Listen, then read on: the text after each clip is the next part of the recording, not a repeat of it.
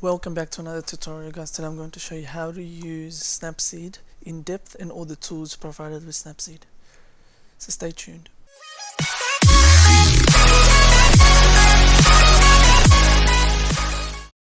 So Snapseed is basically a powerful tool to use to edit photos on the go on the phone. So we have basically, when you open the app, we have this screen, and on here basically what we can do is we have filters on the bottom. So those are the default filters or presets, you can call them, that come with the app. But if you wanted to add your own, is basically once you edit your photos, for example, let's say I use my previous edit. So this was for another photo. Let's say I liked it. What you can do is say that, and you like the edit, so you can basically click on the plus sign and you can save this look as something you like. So you can use it in the future, but I'm not going to do so here. So let's just cancel this. You can go over here, click view edits, and just basically delete all this because I don't want to use it. So we're going to go back to the original. So first thing first is the tools. So we have all these tools available. You have all these tools available on Snapseed. So we have tune image. So in tune image is basically tuning your image as a whole, so your brightness, highlights, shadows, and so on. Then we have details, which is structure and sharpening. Then we have your curves, which I'll make another video on it. I won't go into too much detail on it today. Then you got your white balance, so your temperature, your tint. We have your crop, we have your rotate, we have perspective. So those are basically, and we have expand, which is to adjust the photo in terms of size, and perspective and so on. Then you have your selective, is basically increasing the brightness or contrast or structure or saturation of specific point in the image. So we can basically place this selective thing, for example, on over here in this corner, and then we can adjust its brightness and so on, which I'll go into more detail later as well. Then we have crop. Basically, then we have brush, which basically is your dodge and burn, and so on, which I'll show you as well. We have your healing, and then from HDR to Noia is basically your filters, which I'll let you guys experiment on your own. I won't go into detail on that in this video. Then we have your portraits, your head pose. We have lens blur, basically creating your own blur. We have vignetting. We have double exposure, which I'll make another video on in detail. I won't go through in this video as well. And we have your text and frame. So let's start with tune image. So in terms of tune image, basically if I go towards the right, we're increasing the brightness. If I go towards the left, we're decreasing the brightness, and you can see what it's doing to the image. So decreasing it darkens, increasing obviously brightens the image. So I'm just going to pick a perfect balance, not too much. Let's say around 4, 5, not too much, because I took this photo in the daylight, so the image is already bright. Then we have contrast. So if I increase the contrast, you can see what happens to the image. A lot of darkens the bottom, you can see what happens. And if I decrease it, you can see what happens as well. You can have some kind of haze effect onto the image. So I'm just going to increase it slightly, 4, 5, not too much. Then saturation, so basically increasing the effect of the color. So if I increase saturation, you can see how it brings out all the blues, brings out all the colors in the image. So if I decrease it, you can see it's slowly becoming black and white. So you don't want to increase the saturation too much, because basically what it does, it makes the image too fake. So you can see what happens if I increase this. You can see how fake the image looks. It just doesn't look pleasing. So you want to just increase it slightly, not too much. Then we have ambience, which is different to saturation but looks similar. So if I increase it, you can see what happens over here. It brings out the colors equally. It brightens the image a bit as well.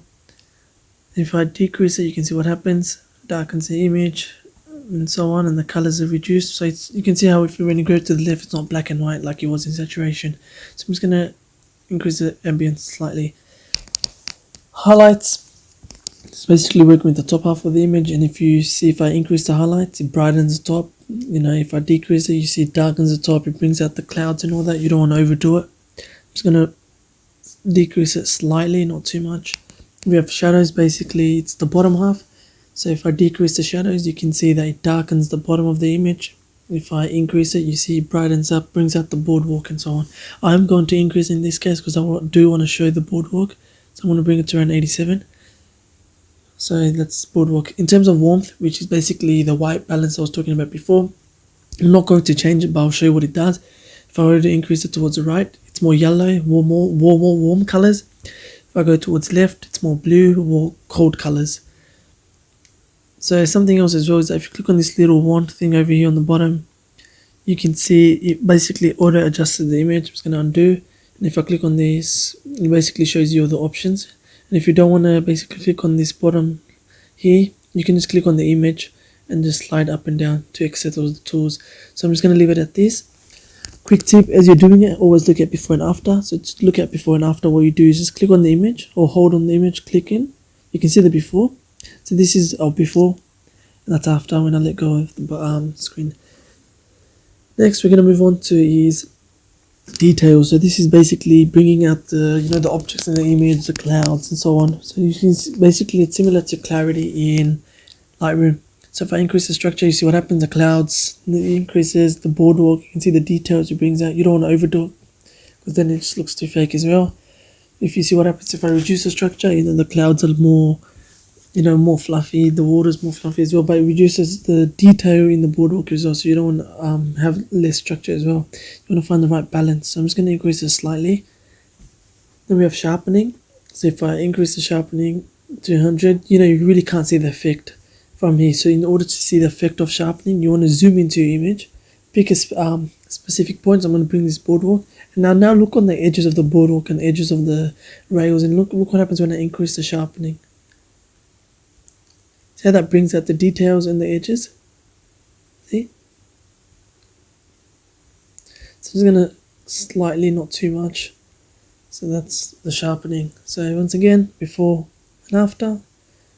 So next tool we have, and basically also you can use your two fingers to zoom in and out as well. So next one we have is curves. Like I said, I'm not going to go in detail on this video, but you have your darks on the bottom here. You have your lights on the top, your highlights and so on. I'll just show you what it does. You can adjust each point like you want to. I'm just going to leave it in this case, and I'll make another video on it. And when you're talking about the curve as well, you can, we know the primary colors red, green, and blue, and you can adjust those as well specifically. And luminance is basically your brightness and so on. And if you don't know how to use it, you can always use the filters provided as well. So you can use those as well. But we'll just leave it for now because I don't want to do too much to this image. Next is your white balance. Like before, we didn't adjust the warmth. So basically temperature, if you go towards right, you can see how it's more yellow and all that. If I go towards the left, it's more blue and all that, more cold. So this image was taken in the morning, sunrise, just after sunrise. So I'm just going to increase the temperature a bit, bring out the yellows. It was important to shoot in RAW. It does take more capacity in your phone, not too much.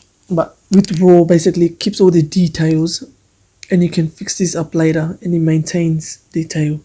So slightly increasing temperature. Next is tint. So if I were to increase the tint, it brings it purple towards the right, and more greenish towards the left. So I'm just going to increase just tint +4, not too much. You can always have auto adjust as well if you like. We're not going to do it. And you can, if you click on this base, if you can have your image or the tint of the image and temperature based on specific point in your image. So if I choose this, it's more white. If I choose this, it's more yellow and all that. That's more yellow as well. See? So I'm just going to leave it the way it is.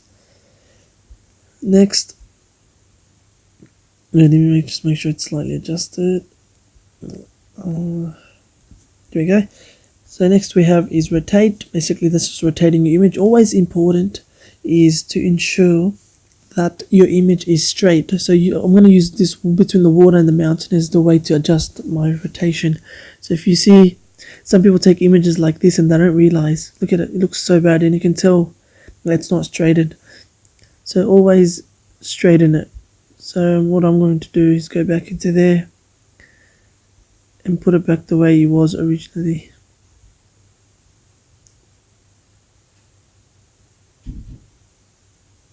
Let's go through here, actually view edits, rotate and just delete it. Let's delete the entire rotate. let's go back there. So always, you can rotate your images, straighten your thing as well. By the way, to straighten that, I was holding onto the screen and doing it. So I'm not using the other thing, so I'm just gonna leave that. Next, I forgot about crop. So crop is basically crop the image obviously, and Instagram uses a 4:5 scale, so you can use 4:3, which is equivalent. And always, have a leading line. For example, my leading line is this boardwalk, so I want to make sure that's in the center of my image. So rule of thirds as well. So in this case, I'm going half, so half top, half bottom. You can go, 2/3 water, 1/3 cloud, or the other way around. 1/3 water, 2/3 clouds, whatever you like. In this case, I'm just going to keep a half.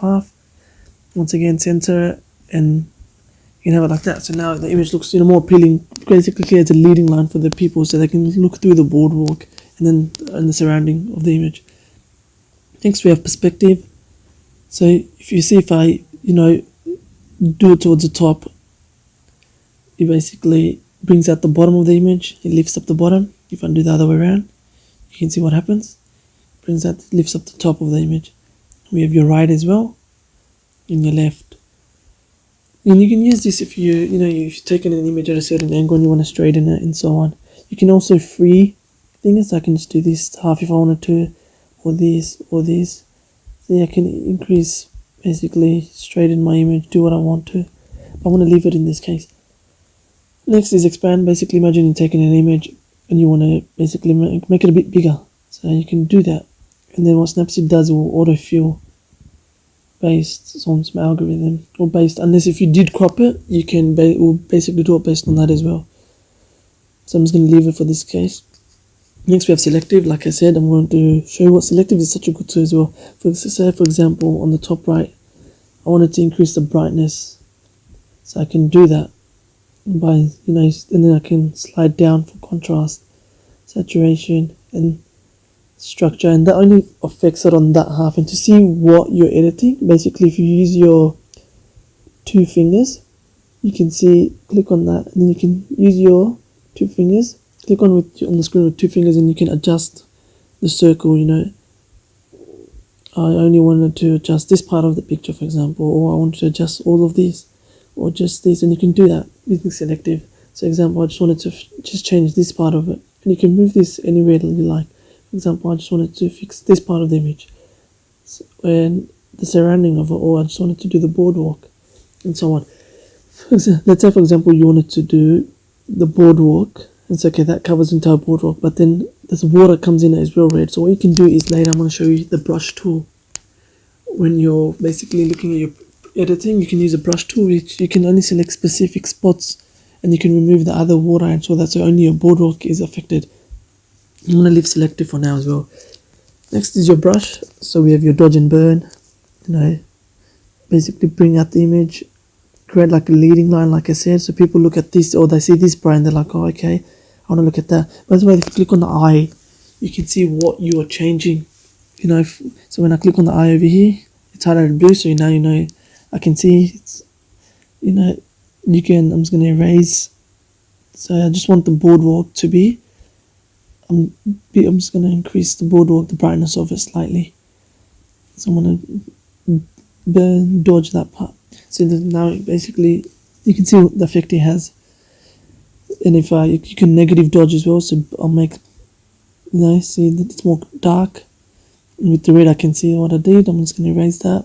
I'm going to leave the with 5 dodge and burn on that, on the boardwalk. So basically when people look at it, they'll look at the boardwalk first thing.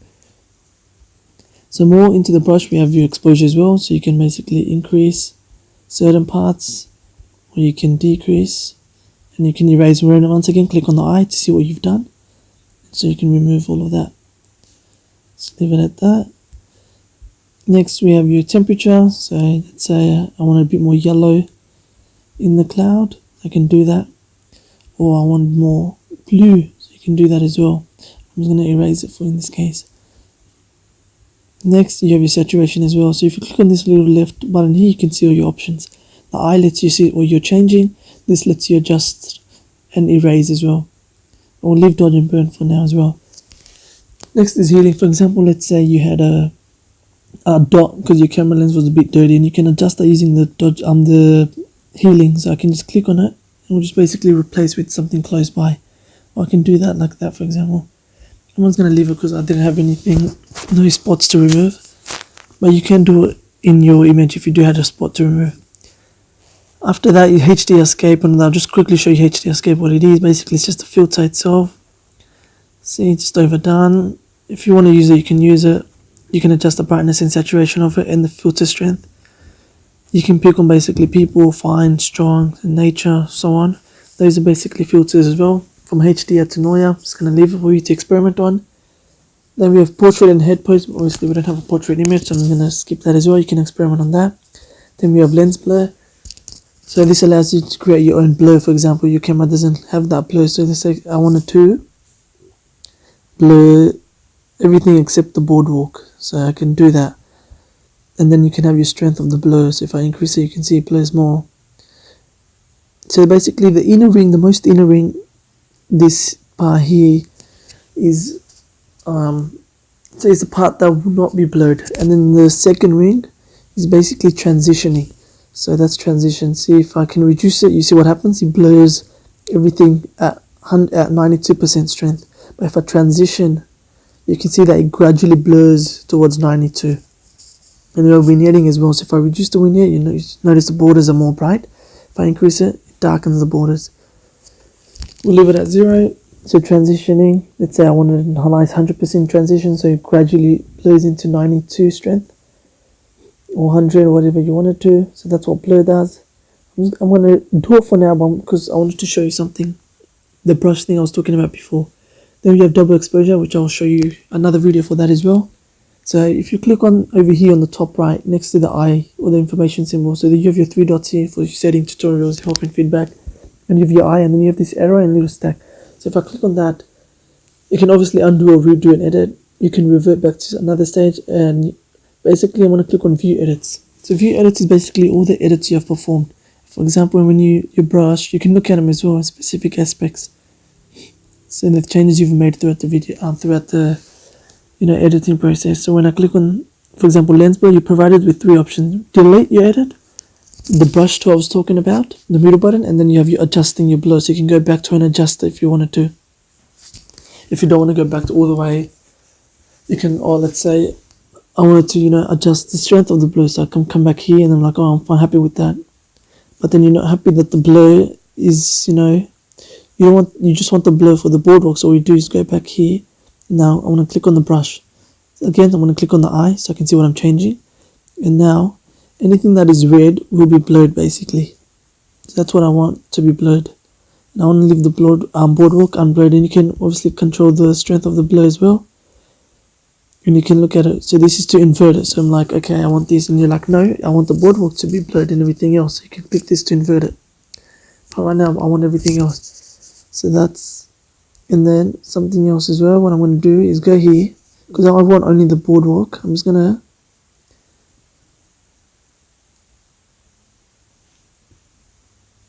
then I'm just going to increase the blur strength. So now when I go, now when I use the brush, you can see how clear the boardwalk shows up. Everything else is blurred and everything is left. So once again, if I click on the image, I can see before and after.